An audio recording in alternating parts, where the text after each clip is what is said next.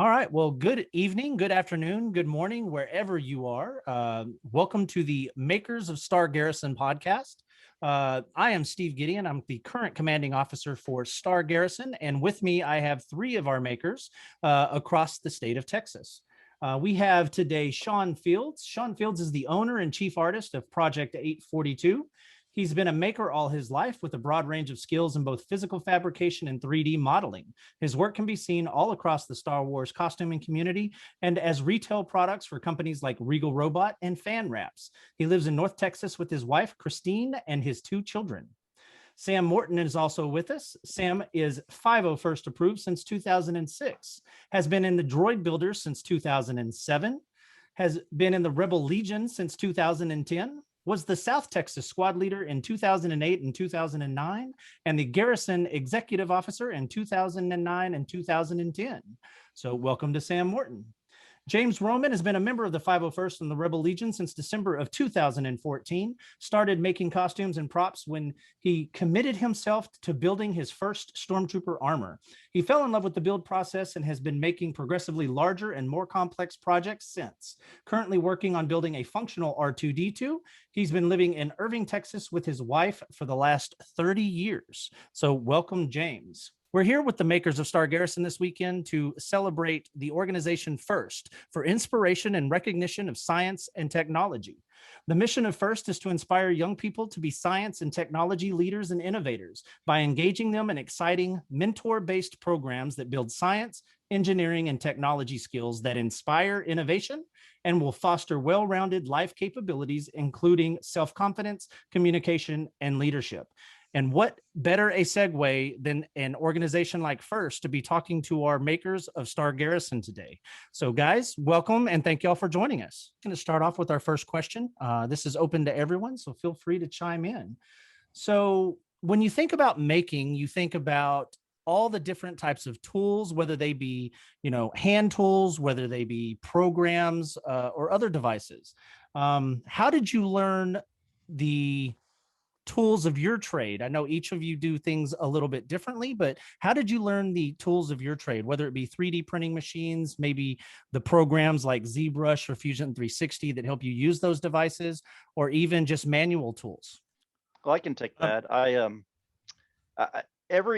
Just about every project that I try to do, I try to pick a project that has something in it that I don't know how to do, right? Like I'll pick something that if I want to learn how to, like, maybe I'll want to do something that's leather working, right? If I don't know how to do leather working, I'll learn how to do leather working by picking a project like building a belt or spats or something for boots or something like that, or just about every skill that I've learned, it's because I picked the project first, knowing that I didn't know how to do the thing that I was going to have to do to finish that project. Nice. It gives you the motivation, to kind of, it's a thing that kind of pulls you along as to learn that particular tool, that particular thing, that particular skill. For me, I'm kind of just random. I get wild hairs and decide I need to know how to do something. And so I'll go learn how to do that thing.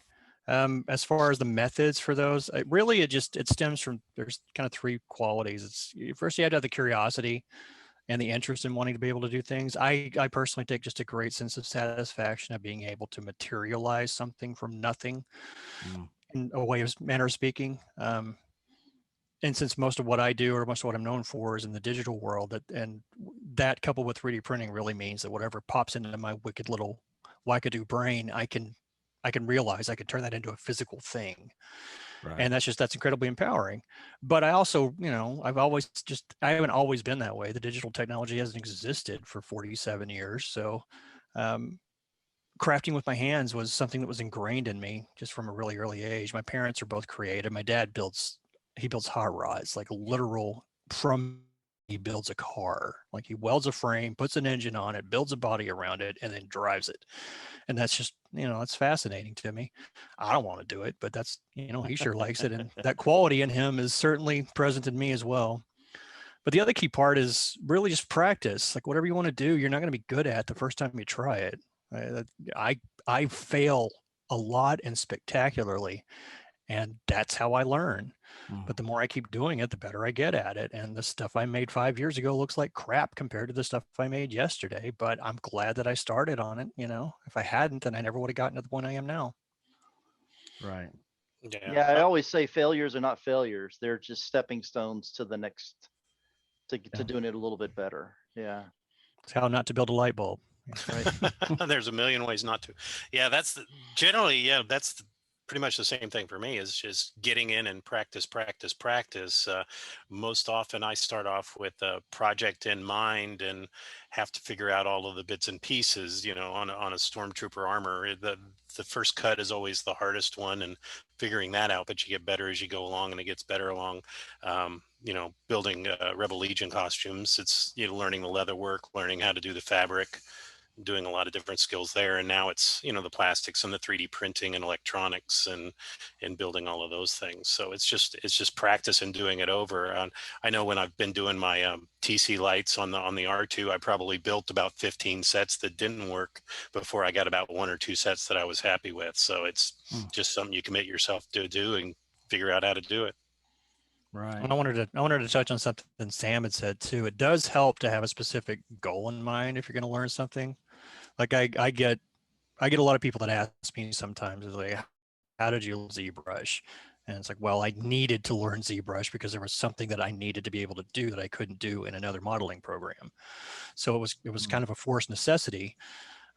It's harder to just say, I want to learn ZBrush and then open this overwhelming, daunting program and like not know what you're trying to accomplish. But if you know that you need to make a simulated wooden axe handle or something in plastic, that's a goal. And, that'll kind of steer you to the right tool you need to be able to do it.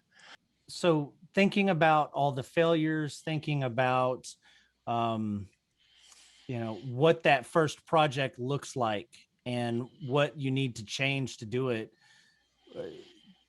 I would ask each of you, if what advice would you go back and give yourself if, knowing what you know today, you could go back to when you first caught the maker bug? That's easy. It's what I tell people all the time, is don't be afraid. Right. Great advice.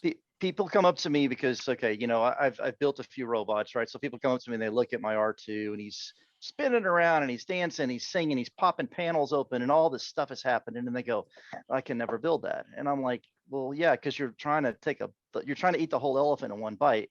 And you can't do that, right? So don't be afraid. I mean, I tell people, if you can build a Lego, you can build a droid, right? You start off with 2 little bricks and you snap them together. Next thing you know, you have a foot. And then next thing you know, you have a spaceship, right? So, when you looked at that big giant Millennium Falcon Lego thing at first, it was daunting, right? But you started off with 2 little bricks and you just went for it. Just don't be afraid. You'll be surprised at what you can do if you just jump in and go, and don't have that fear of, I'll never be able to do it, so I'm never going to start, right? Nice. Yeah, I'd expand on that. I think that's great advice, Sam. I'd actually expand on it and adopt the attitude that whatever you're trying to accomplish, just approach it with complete reckless abandon and utterly unrealistic self-confidence that you're going to succeed at it. Because if you believe you can do it, that'll give you the determination and the drive to actually ultimately be able to. And that doesn't mean that everybody who tries everything's 100% going to succeed at it, but it's been my experience that's how I generally tend to approach things, whatever the new thing it is. Like when we built a speeder bike a few years ago, we were talking about before we started recording. When I decided to do that, I was like, all right, I'll do it. Sure, I could pull it off in 3 months. Yeah, why not? And so I just threw myself headfirst into it, and we managed to pull it off. And it's not great, always the most, it's not necessarily always the healthiest, but it's worked out for me. Yeah, for me, it's a matter of going back and telling myself to have patience. You got to carefully work through things. You can't rush through it. You're going to get better results if you take your time and look how to do it properly. But the other part of it is to remember that there's communities of people out there that have all been through the same process, have learned the same things, and they're all wanting to help you. So between astromech.net or White Armor for the stormtroopers, or whatever it is, there are community people of people out there that love doing this stuff and they love helping others. So, take advantage of those resources. They're there to answer questions and help you along. Right.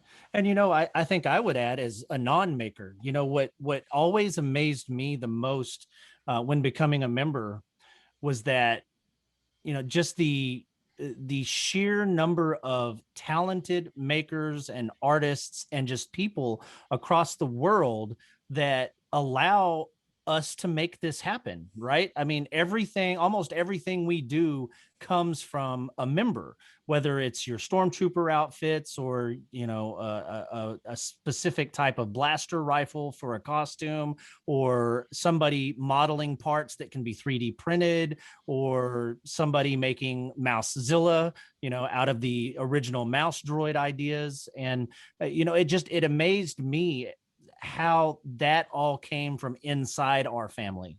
And as a non-maker has left me speechless many times, that, not only do we have a tremendous number of makers in Star Garrison, not to just say, you three are not the only ones. We have a large amount of fantastic makers across the state that I wish could all be represented on this call, but across the world, in garrisons across the United States and in other countries. And it just amazes me that we're able to do what we do with our internal families. So that's something that I've always taken away from it. So if somebody was thinking about getting started in making, if somebody does have the capability, whether it's the artistic mind, maybe if you want to be the modeler, whether it's the hand skills to be able to use the tools and put the things together, what do you tell somebody when they ask you, how do I get started? What type of tools do I need at first? What if I don't have the appropriate workspace, a shop, or enough room in my garage? What do you tell those types of people when they ask you how to get started? Well, for me, since I tend to get a lot of questions about 3D type stuff, what I tell people is, if you want to get into 3D modeling, 3D printing your own stuff, start with lightsabers, because a lightsaber is kind of one of the most simple thing that you can make. You can model really easily because it's a series of concentric cylinders and greebly bits on top of it. But the sense of satisfaction and reward and confidence boost that you get from actually designing something like that and then printing it and assembling it and finishing it yourself, where you've essentially taken something that was in your head, like I said earlier, and created a physical object out of it that you're now holding in your hand, is incredibly empowering. And once you kind of get that bug of empowerment out of it, it's almost like a gateway drug in a sense. People will latch onto it, and then they'll just go. I've seen this happen so many times that people they've gone nuts with it and they've just loved it. And I like kind of helping people along that path as well. But that's very specific. I'll let the other guys kind of address some of the other stuff. Well, you certainly don't have to have all of the biggest and best tools to start off with. You can certainly start a lot smaller. It may be a little bit rougher and take you a little bit more time to accomplish some of the things, but start off where you can afford to get the tools to help you get the jobs done, and then you'll gradually build up. Because one thing when you're starting down this path is not everybody makes it down the path. Not everybody stays committed to it, or they lose interest, and you certainly don't want to put a large investment into something that's just a passing hobby. But if you do get interested in it, you might take the time and invest in the bigger printers or the better tools to help you get those things done. But in the meantime, get what you can. And like I said, there's communities out there of people that go to build weekends and stuff like that, get-togethers, and there's maker spaces and places like that have tools you can use as well. The same thing. I mean, I tell people all the time, you don't have to have space and you don't have to have a lot of tools to build most things. Think about when Star Wars came out in, the middle 70s, right? When they were making that movie in 74, 5, 6 time frame. They didn't have 3D printers. They didn't have CNC machines back then to build all this stuff. They're building it with simple tools and in a simple way. And you can do the same thing, and you don't really need that much space. I've seen a 16-year-old guy build a fully working R2D2 in his parents' kitchen. Basically, it was a little closet area, a little space, you know. So you don't have to have a shop. You don't have to have any of these things. Don't let that be the thing that stops you from building. Yeah. Yeah. My first D11 blaster, which was the very first thing, you know, when I said I'm going to build a stormtrooper, let's start with the blaster. That blaster I got, it started off as a Hasbro toy. I chopped the front off. It has a PVC barrel on it. I could carve wooden pieces to fit in other places. I think the spokes on the front end, the heat sinks or whatever those are on the front end of it, those are the tines off of a rake that I went and found at Home Depot that seemed to fit the mold and everything. So it's just, you know, there was a lot of weekends of going around and shopping and saying this part looks close enough, and just made do with what I can do. Now, you know, I'll either resin print it or put it through a 3D printer, or, you know, do something like that and model it more exact. But starting off, I just did what I could do. Yeah, it's funny when you say, you know, you used a rake for the T-tracks on the blaster. That's and the T-tracks. Those are things that I think a lot of us, again, I'm speaking from the non-maker community, we don't think like that, right? It's like, oh, it's a T-track, I need to find a T-track. And sometimes we forget that it can be, you know, look for anything out in the real world. I mean, when you talk about things, you know, I'm very limited on these knowledge tidbits, but stuff like the little part in the Boba Fett gauntlet that is actually the Casio MQ1 keyboard, or, you know, or the pieces for any of these things. They're just the random calculator pieces or random kit bashed model kits that made up what blew our minds as it was blowing up itself, you know, when the Death Star exploded. It's just amazing how the creative mind sees something in the world as something else, and those of us that maybe aren't cut of that same thread sometimes just kind of see it as the regular boring thing it is. So I think that's awesome. Yeah, it's kind of the seeing things in clouds mentality. If you can look at a cloud and you can see teddy bears and ducks and things like that, then you can look at a pile of junk and see blaster parts and put them together. That's right. My take on it anyway. I can barely walk through a Lowe's without seeing 50 other things that are all Star Wars related. Yeah. That was, you know, harkening back to my dad and how I was raised. You know, I'd spend weekends with my dad at the salvage yard when he's pulling, you know, a bumper off of an old 58 Buick or something. And I would just wander around and find random bits of car parts and plumbing pieces. And I would make laser guns out of them, and I would make swords out of them. And so, yeah, that's like hobo Legos. Yeah. Seriously. Yeah. Well, it's like, for me recently, been watching the most recent one I watched. So the Adam Savage's one day builds, which, you know, don't take one day, but you know, you see him go through that shop, and it's just a bunch of random stuff that he turns into something. His most recent build was the Mando rifle. Well, I say the most recent one I saw. So shout out to Adam. I know he's a huge Star Wars fan, but you know, again, the way that his mind works and watching that happen, when it's like, oh, here's this scrap piece of metal that could be something beautiful and amazing. And that's awesome. So that leads me into my next question. So you're telling people you don't need to have the best tools. You don't need to have the most intricate workspace.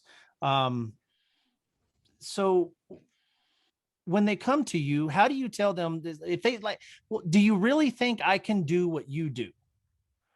What type of advice would you give our future makers? That's a tricky question. Because I believe that if anybody puts their mind to it, they can achieve a lot of things, but some people don't have an innate ability to sculpt, for example. And if you can't visualize things in three-dimensional space like that, then no amount of you messing with a piece of clay is going to turn it into something feasible. And you don't want to give people like the false impression that, yes, you can go read this book and you're going to become, you know, Picasso. because you may not. Like a good example that a conversation I had with somebody one time is they were talking about airbrushing, and they wanted to get into airbrush. They wanted to learn how to airbrush, so they were going to go buy a $200 Iwata airbrush, which is a great airbrush, but buying a $200 airbrush is not going to make you good at airbrushing.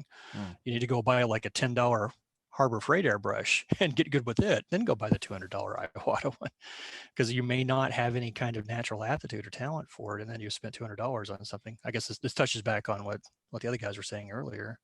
So it's kind of a hard question to answer, but the short answer is try. You won't know until you try.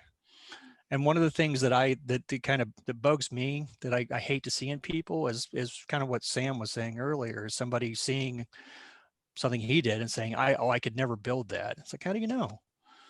In one of my previous lives, before I built plastic spacemen for fun, I built furniture and ultimately built electric guitars, because I was doing a lot of woodworking at the time. And I'd have people tell me all the time, they see like a desk or something. It's like, oh, I could never make a desk like that. It's like, how do you know? Have you tried? You may have like some bizarre latent gift for trim carpentry deep in your genes that you don't know about, that you won't know about until you try. So yeah, that's my best advice, is just try. And I think you touched something. I probably shouldn't try to steal any thunder, so I apologize. But I have no thunder to be stolen. Well, Right. but I think you touched something really important there, especially in our world, right? Because inevitably in any conversation, whether it's about building our costumes, whether it's about building a prop or anything, the question about money comes up. How much does it cost to do this? How much am I going to have to spend, and stuff like that. I think you touched a really good point for everyone out there from every aspect, that, especially when you're learning, don't be afraid to add maybe let's just call them less expensive tools to your trade until you figure out whether or not that particular skill set is for you. Because even if you're good at it, you may find that you don't like doing it at all, and you may want to try something different. So definitely, you don't have to go buy the most expensive 3D printer right off the bat, the most expensive airbrush machine, or the most expensive costume. You can definitely work your way into it and find out where your true love lies. So I think you had a really good point there. James or Sam, anything to add on the can I do what you do? If I can figure it out, you can figure it out. I am by trade, what I started off with out of high school is I was an application developer. Everything's ones and zeros, black and white. I'm not a very creative person by nature. It's through forced will of wanting to learn how to do something more creative. I actually started down the path of photography and built up some creativity there. But getting into the builder has been an extension of that, adding on and building things and figuring those things out. And just figured out that I had a passion for it. I'm not always the most creative, and it doesn't come to me easy, but sticking with it, practicing it, doing what I love doing, just for the fact that I love doing it, and with the end goal in mind of something I can visually look at, feel, touch, share, show other people, and see them smile about is all the motivation I need to keep at it. So it's just, I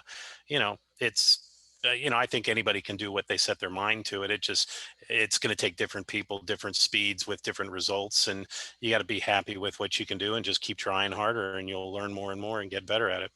If again, my non-maker person was going to give you advice, my advice is don't do what I do what you do. And you know what? If what I do in my interest is in 3D modeling, then you can reach out to your lifelines. You can reach out to your Sean's, your Sam's, your other modelers and say, okay, I know I'm interested in this. I know I have a talent in this area. What can I do to take that to the next level? Instead of trying to be like someone else, be yourself, and then find out who your resources and who your partners are that can help you get better. Right. And along that same lines, you also might want to prioritize what you're trying to learn. Obviously, learning how to 3D print and work a printer is that much more complicated if you're trying to learn how to model it at the same time. Start with the one or two things that you can do or you can focus on, and then add other skills later as you go. Nice. I'll also add too that don't get discouraged if you're in the presence of someone who's quote unquote better at it than you are. Because everybody started from somewhere. Like everybody was terrible at whatever they're good at now at some point.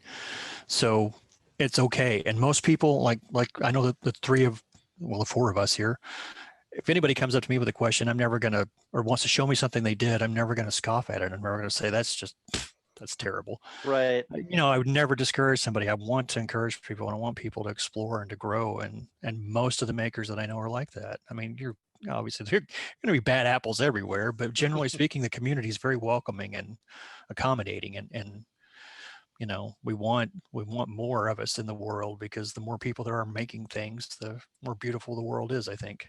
So Sam, this one's for you. I'll let you start off. Once you've decided on your project, what steps do you take to get the creative juices flowing? Like I think I was saying before, is I like to pick something that is going to motivate me because it has something in it that I don't know how to do. So that's usually where I start, is with the thing that is going to be the hardest, and start to learn on how to, how I'm going to do that. But I don't have a problem with motivation, quite honestly. I mean, my wife has to slow me down. She has to like reel me in and say, "Hey, I need some me time too, some family time, because if I had my choice, I would be building all the time." Right. Yeah, I mean, and it's constant. It's like I should just pan the camera around this room. I mean, it's like literally everywhere. Every surface in the house has some project on it right now. So there's always something to be doing, and I'm always wanting to go do it. So Nice. I don't really. So I guess to answer your question, how do you get motivated? If you're not motivated already, then it's probably not the project for you. That's it. Sometimes the best advice is good advice. No, it makes sense. James, how about you? How do you get going? You've picked your project. I start with a plan. I start trying to put together some level of a punch list of the different things or pieces or parts that I might have to figure out and do along the way, and then start doing the research, looking at my online resources and figuring out where the best place is to dig in and get going.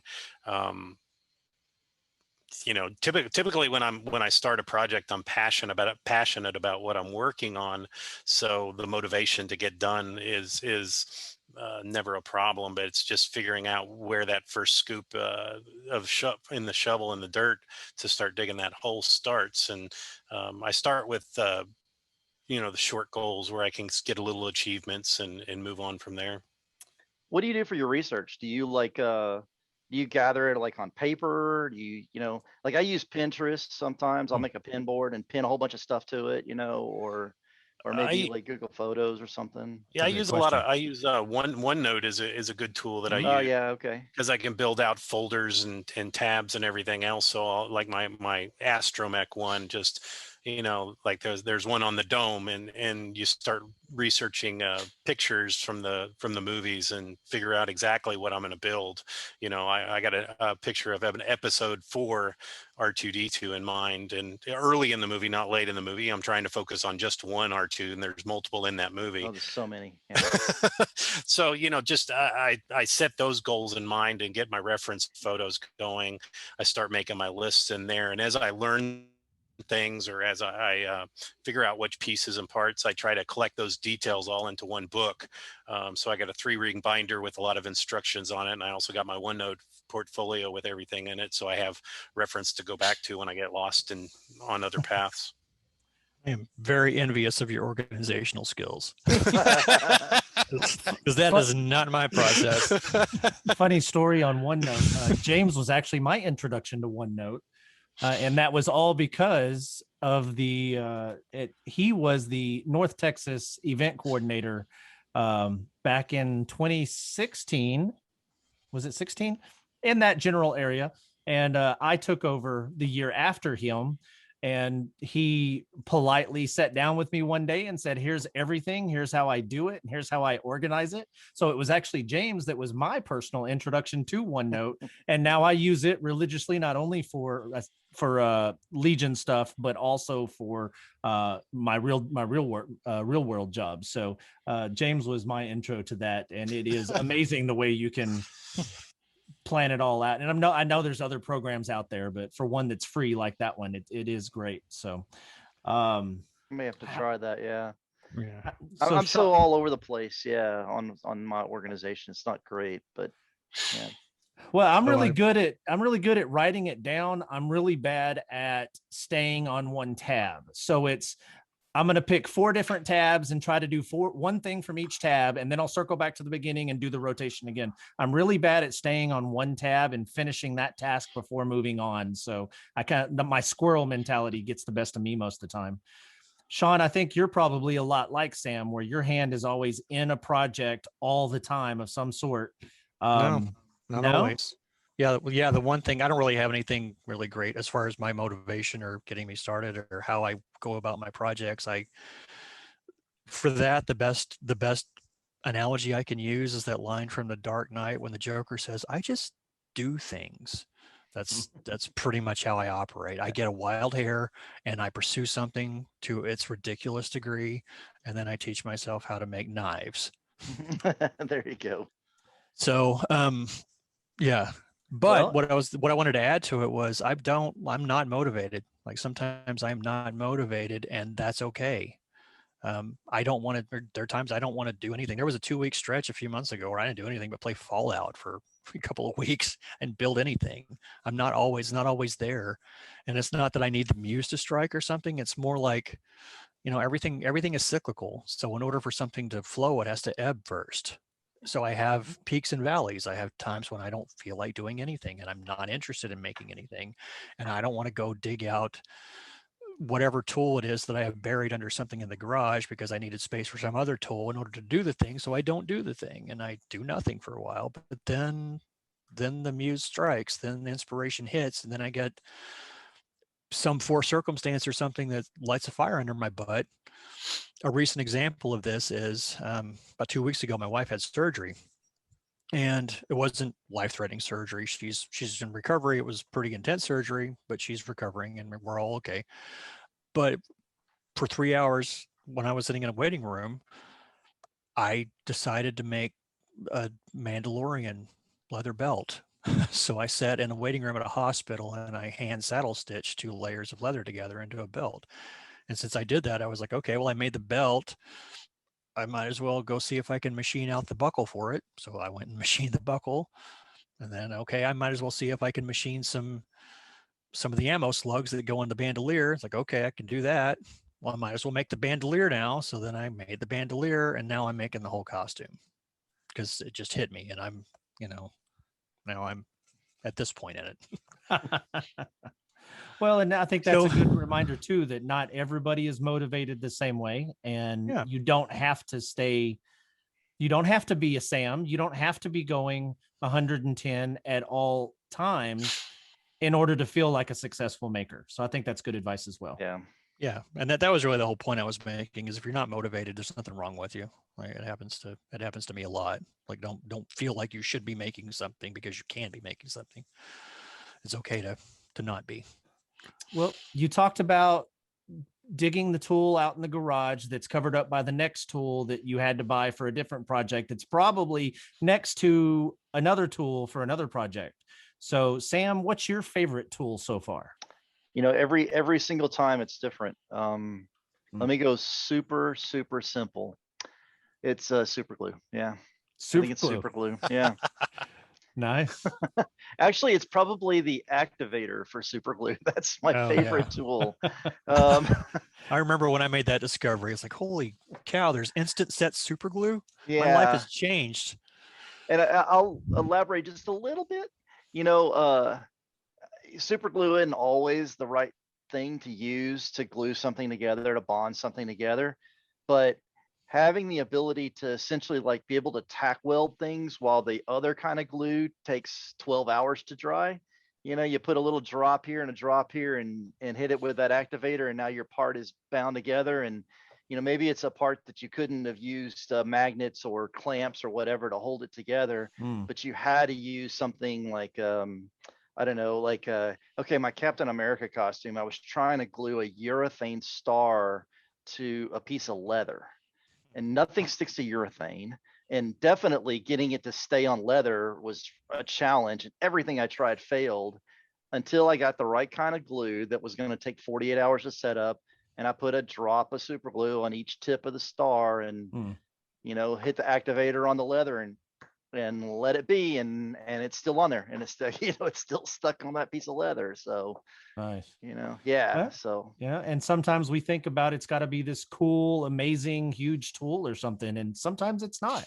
I'm sitting here thinking, wow, that would have really, I could not build a Stormtrooper or a TK with CA glue, super glue.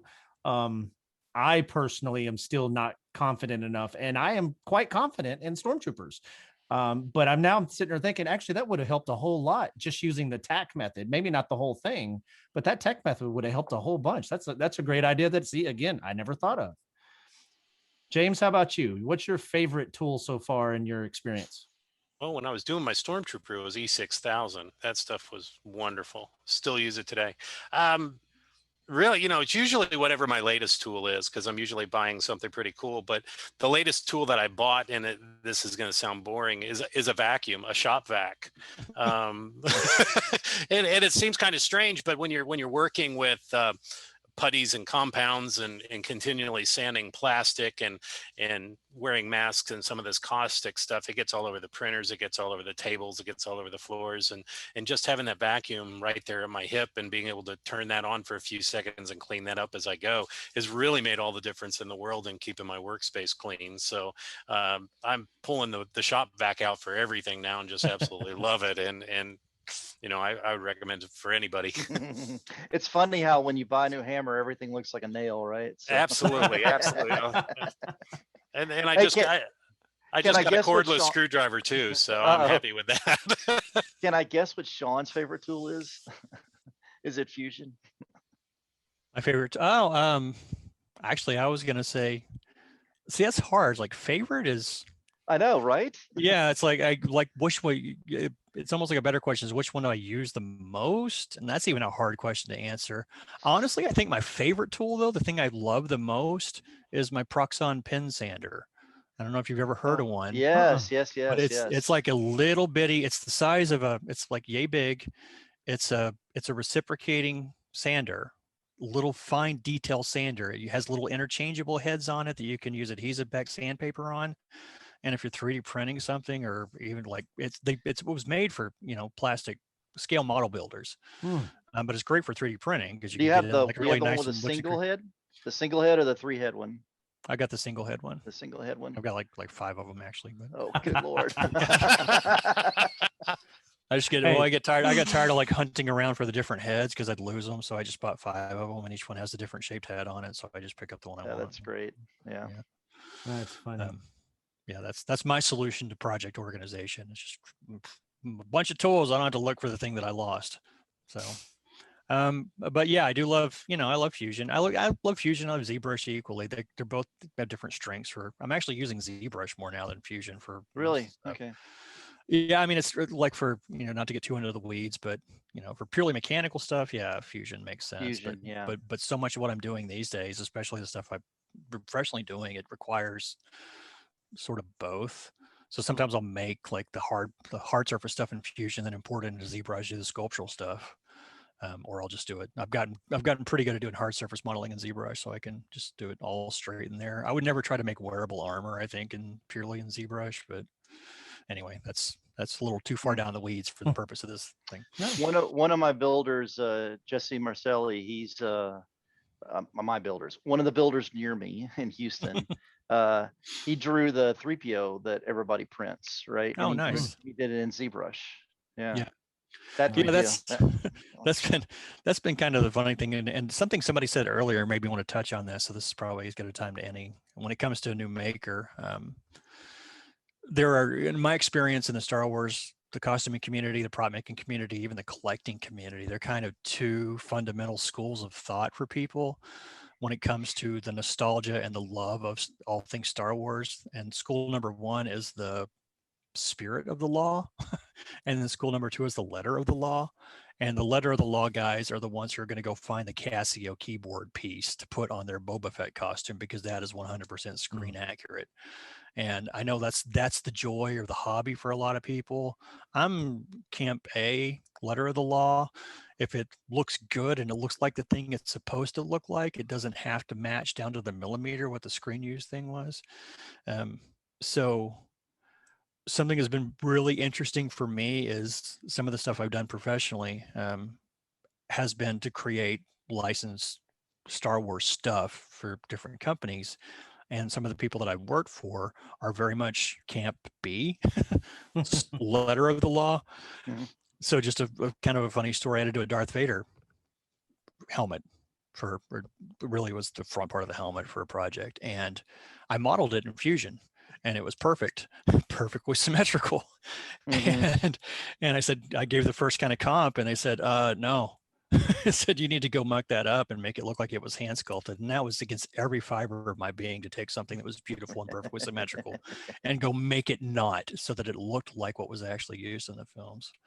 So, yeah, whatever I point think I think I fall Yeah. on both sides of that fence, the letter and the spirit. yeah. That's how I got started making. Is the first thing I ever made was a Luke's lightsaber, right? And I went and got the Graflex flash and the Texas Instruments bubbles, I got all the parts that I had to get that was exactly the right stuff to get to build it, and made it. And I don't know, that led to 50, 60, maybe 100 more movie props. And somewhere along the way, it became more like just for the fun of it and not for the exact science of it. But then Yeah, every that's once in a while I flip back. Like I just made a pulse rifle from Aliens, and I wanted every single piece of that I could to be as accurate as possible. So nice. yeah, I'm out searching for literally for 10 years to find the right shotgun to fit in it. That's how long it took me to find the right shotgun. Wow. Yeah. Well, that Yeah, was that's gonna. No, go ahead. I was just going to add on to that too. Yeah, I'm kind of the same way. It's like I tend to be in Camp A, but when I've started working on this Mando build, the reason I put it off for so long is because I wanted there to be enough research material for me to get as much of it right as I But could. but the undersuit's gray, right? Or is it green? Or wait, no, it's brown. Yeah, that's why I haven't done it. I haven't solved that problem yet, so I haven't started on that part yet. But Oh, there are like 5 different shades just in the leather that's used for the costume. Yeah. So it's whoever puts it out first. yeah. Whoever wears the costume first, that suddenly becomes the canon, So Well, There you yeah, go. when I was looking at the CRLs for the Mandalorian costume, there's even stuff like that's quote unquote wrong in the CRL. Like my latest obsession obviously has been his vibro blade, because I decided I wanted to make one out of steel and because that's what you do. because that's what I do. And I started looking around at what other people had done, and like other models that people have made, and then I actually looked at the photo reference on the CRL, and then I was like, oh wait, that's not right. And so then I was like, okay, well, I guess I'm going to model the thing after all. And anyway, so yeah, it's kind of a weird flip flop. I don't like I have a Luke lightsaber as well, but it's not an actual Graflex, it's reproduction Graflex, and I'm fine with that. I don't need to go track down and pay $10,000 for an actual Graflex flash tube, because that's probably what you'd have to pay for it these days. Now. Yeah. Yeah. But I'm fine with it being a reproduction. This and was the that's why I'm early kind of, 2000s when I built mine. Okay. oh yeah, that's the time to do it. Yeah, When they were everything's still still affordable. readily available. Oh yeah, everything was easily available. Nobody knew what they had. Yeah. But I've also gotten to the point now in my own personal making journey that like all the little greebly bits and stuff on the Mando's costume, I could totally absolutely print 100% of that stuff on the resin printer and paint it silver. It'd look great, but I want to actually make it out of aluminum, because that's what they were made out of. It's like that personal kind of challenge thing. So it's I don't know, it's kind of a full circle, and that's just part of and I'm also trying to, on this particular build, I'm trying to make everything myself and not actually buy anything prefabricated or have to, go lean on my mother-in-law to sew some pants together for me like I did with the Shore Trooper. Awesome. I appreciate y'all sharing there. All right. So I'm gonna ask the loaded question. This one I'm gonna start with James.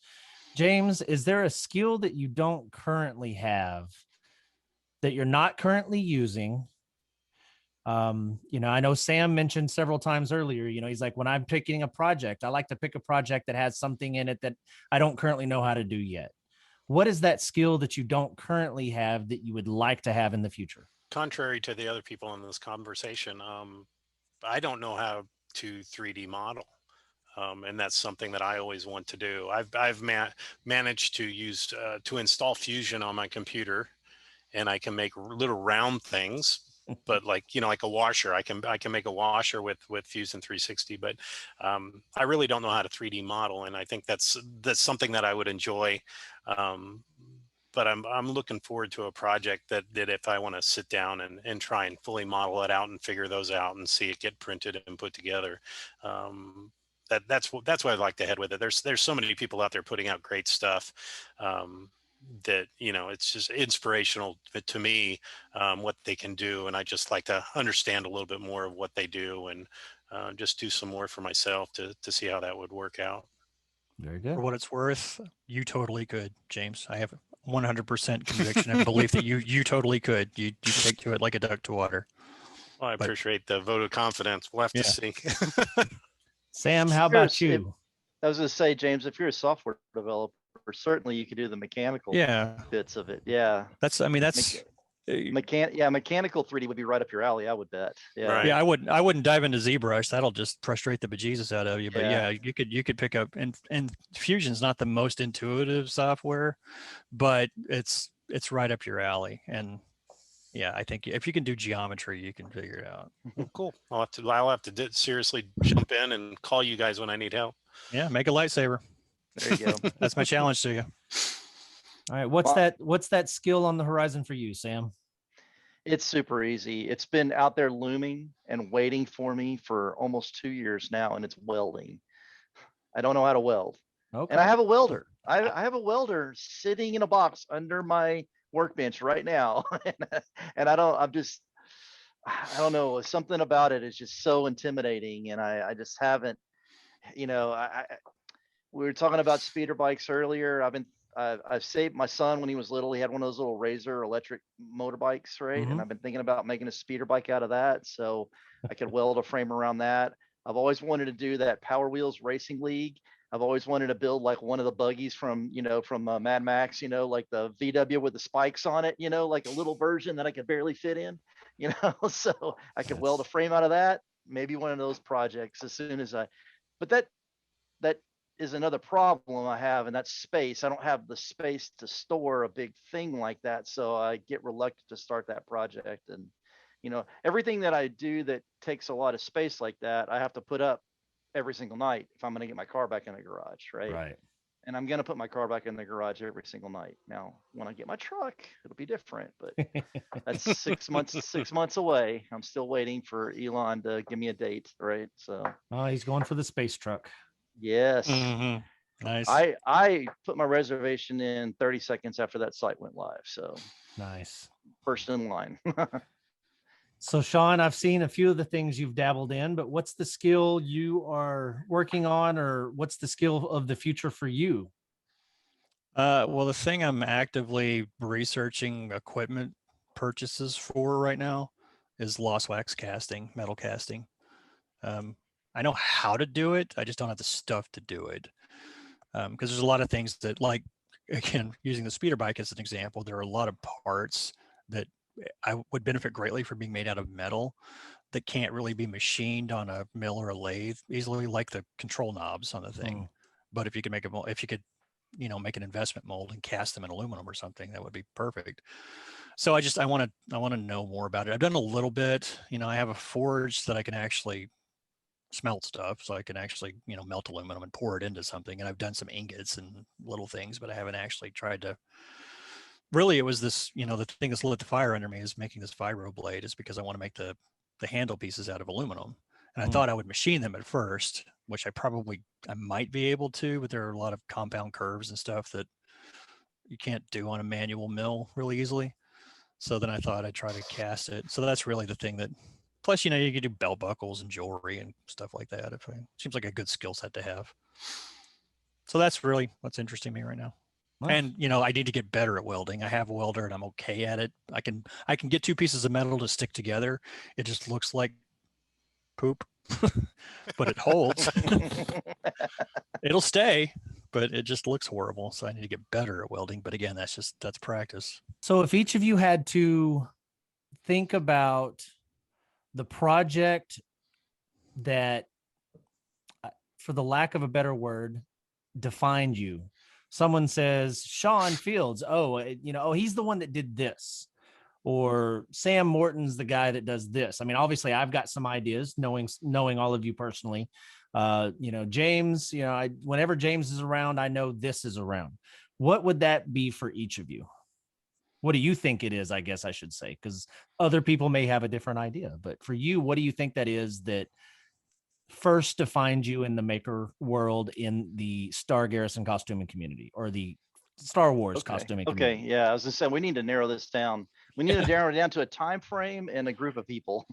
I mean, we don't have to. Yeah. I mean, but yeah, since we're Well, I can think of like 3 specific epochs in my Star Wars costuming community making career. So it's either going to be Shore Trooper, Battle Droid, or Baby Yoda. It's one of those 3. Because of the Shore Trooper, that's what kind of got me into the group. I modeled the Shore Trooper files, made the armor, then gave the files away, and that apparently was a thing unheard of at the time because people didn't do that. If you made something that had any kind of equity, you held on to it and you sold it to people, and so that kind of turned me into this weird folk hero among Shore Troopers, which I think is funny still.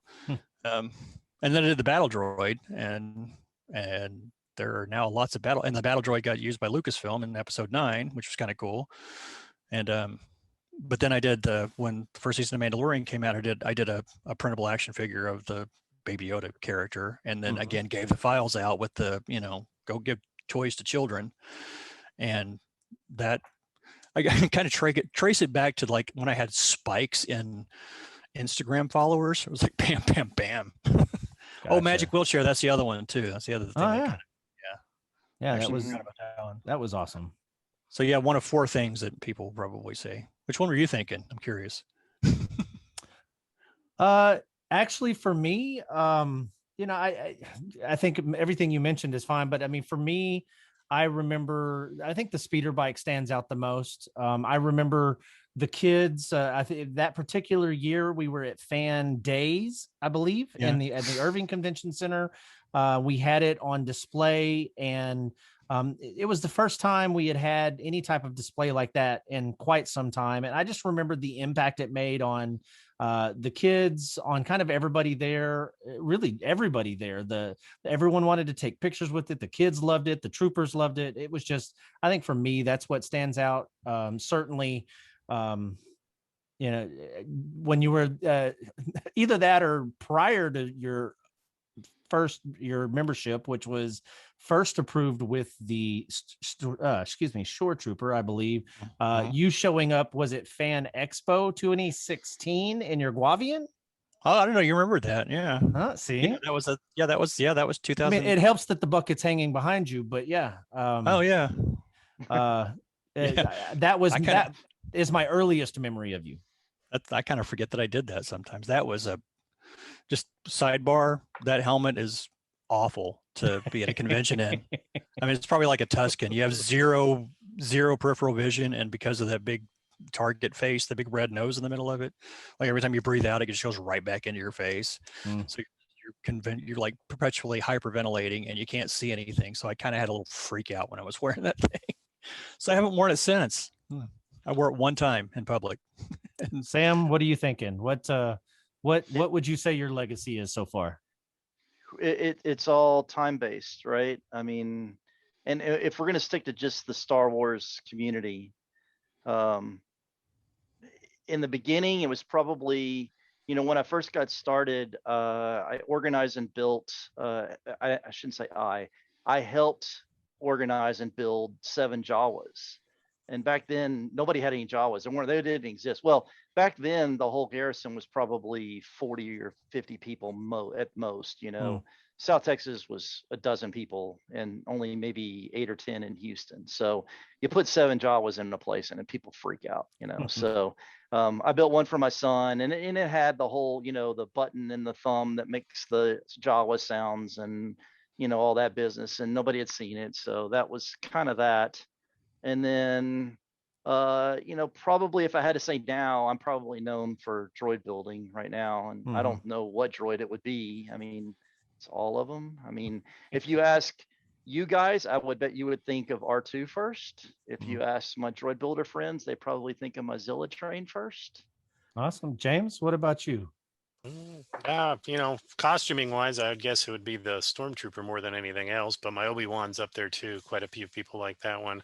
I think more often than not, I'm behind the camera trying to take pictures of everybody for the fundraiser. So I'm the photography guy more than anything else up in North Texas. But yeah, those are generally the things that I stand out on.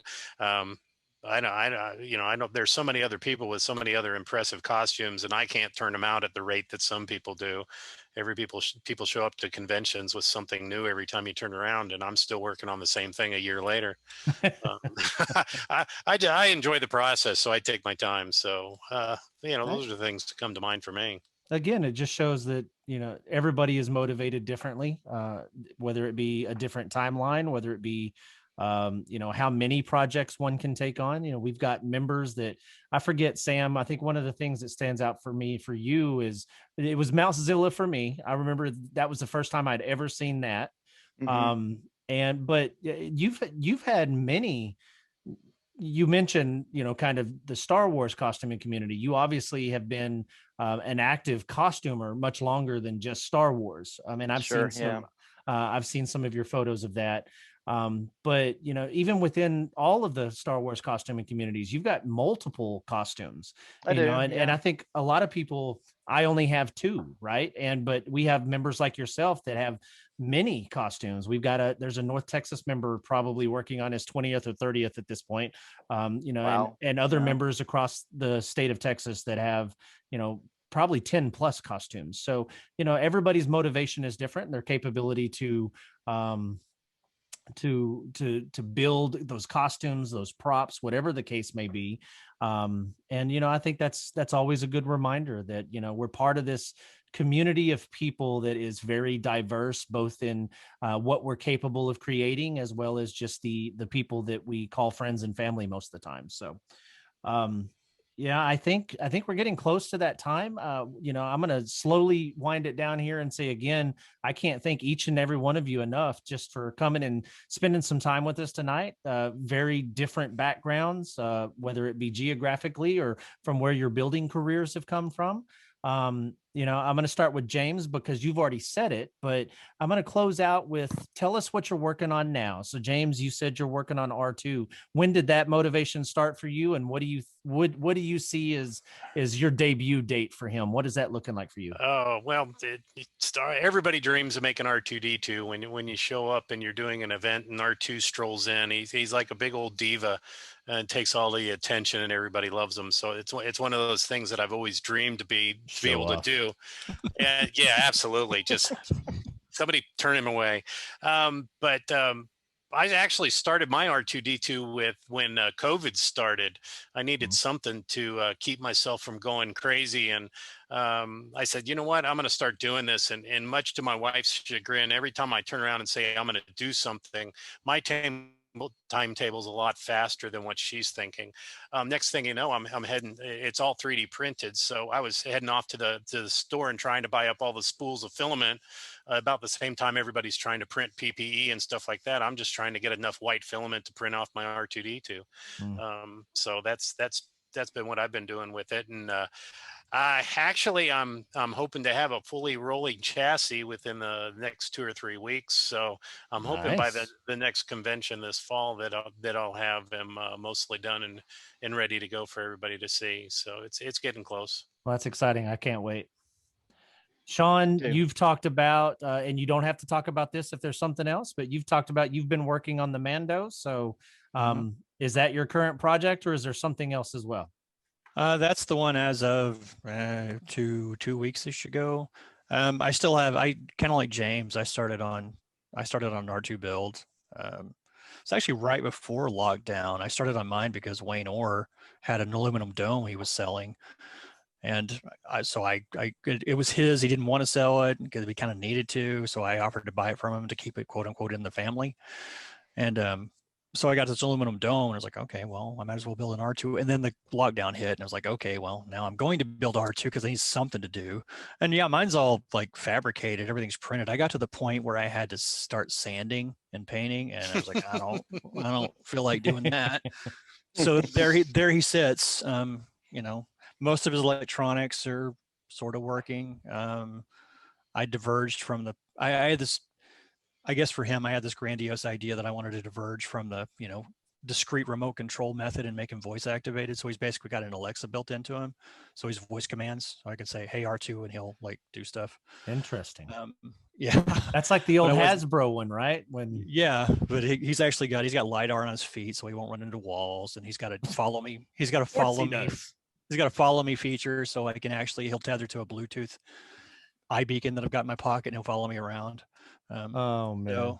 But I probably would never take him to a convention because it would be very easy for him to go haywire and completely lose control of himself. Run over a 2-year-old. Yeah, you gotta be careful about that. Because right now I don't have any back-end or backup manual control system built into him. It's all like he's either listening to me or he's doing his own thing and murdering toddlers. Nice. So yeah, he kind of got to a point of stall out, and then I didn't do anything for a long time. Not to bring down the mood or anything, but I had a pretty dark year at the latter half of last year.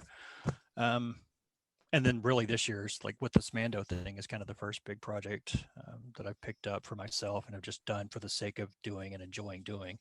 I mean, I did, over the Christmas holiday, I taught myself how to make knives because I wanted to make one for my dad for Christmas. That was really the only motivation, is I wanted to make my dad a Bowie knife for his gunslinger belt that he has. Nice. So, and I watched a whole lot of Forged in Fire during the lockdown. So I made it through that series myself. Yeah, it's well, when everything's back to normal and you ever want to play date and want to come pound some metal and make a knife, you let me know. I'll take you up on that. Don't you worry. Well, it sounds like a Saturday to me. It is it is super fun and very therapeutic. If you got some stuff you got to work out, just go beat on a piece of hot metal for a while and turn it into something cool. Sam, I'm going to say I saved the best for last on this one. And I say that because I think you're the only one that hasn't revealed yet kind of what you're working on. So it'll be a complete surprise for us. So what's your current project? I'm working on R2 also. Oh, imagine that.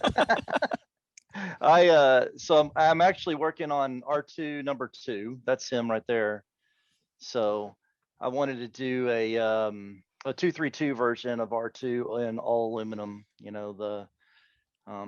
because that's a little bit more challenging than my 3-legged one that I have now. But in addition to that K3PO that I'm working on right there, I'm gonna finish that up, and I'm building the navigation console that goes with him for the Hoth scene. Yeah. The clear plexiglass with the circles in it, that thing. I'm building that. And I just got done building the mechanical platform for our donation box for our convention this year. I built basically a skate.